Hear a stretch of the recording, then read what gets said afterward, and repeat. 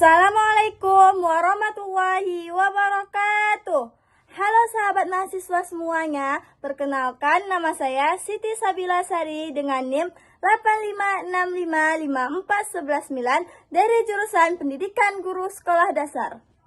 Baik teman-teman, pada video kali ini saya akan membahas mengenai materi peran filsafat dalam memperkuat ilmu pendidikan. Sebelum saya membahas materi satu persatu, simak video ini baik-baik ya teman-teman. Bye-bye. Terlebih dahulu, saya akan membahas mengenai bagaimana filsafat ilmu mengawasi dan memperkuat eksistensi, keilmiahan, dan nilai-nilai dalam ilmu pendidikan. Filsafat ilmu bertindak sebagai pengawal bagi ilmu pendidikan agar tetap ilmiah, logis, dan bernilai. Perannya bisa dilihat melalui 3 aspek utama, yaitu yang pertama yaitu ontologi, mempertanyakan apa hakikat pendidikan itu, objek yang dipelajari, serta realitas dalam dunia pendidikan. Yang kedua, epistemologi, mengkaji bagaimana pengetahuan pendidikan diperoleh, metode yang digunakan, serta kebenaran ilmiahnya. Dan yang terakhir, aksiologi, menilai manfaat dan nilai-nilai yang terkandung dalam pendidikan, seperti etika, moral, dan tujuan dari pendidikan itu. Jadi intinya, filsafat ilmu memastikan bahwa ilmu pendidikan bukan hanya benar secara ilmiah, akan tetapi juga bermakna dan bernilai. Selanjutnya yang kedua, saya akan membahas mengenai bagaimana pendidikan yang bermakna dan bernilai turut memperkuat perkembangan filsafat ilmu.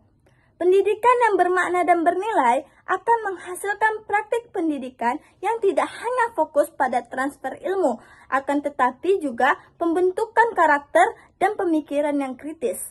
Hal tersebut dapat memperkuat filsafat ilmu karena mendorong refleksi terhadap tujuan pendidikan, mengembangkan pemikiran yang kritis, serta menjadikan pendidikan sebagai sarana pembentukan manusia yang utuh, misalnya intelektual dan moralnya.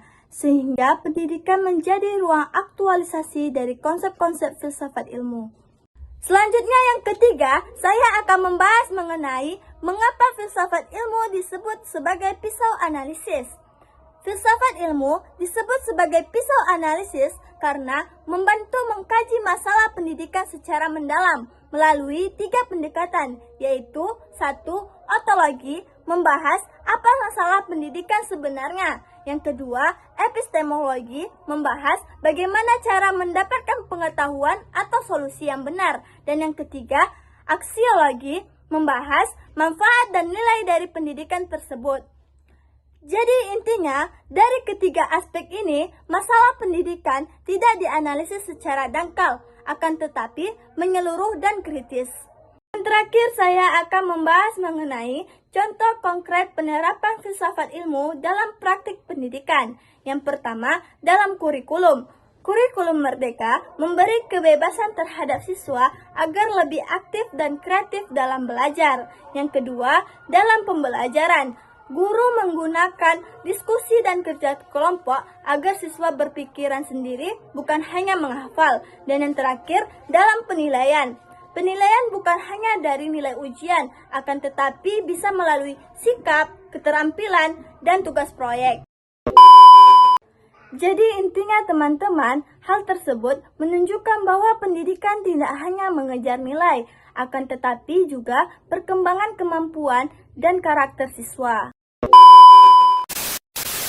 Baiklah teman-teman, sekian yang dapat saya sampaikan. Lebih dan kurang saya mohon maaf. Saya akhiri dengan wassalamualaikum warahmatullahi wabarakatuh. Bye-bye teman-teman.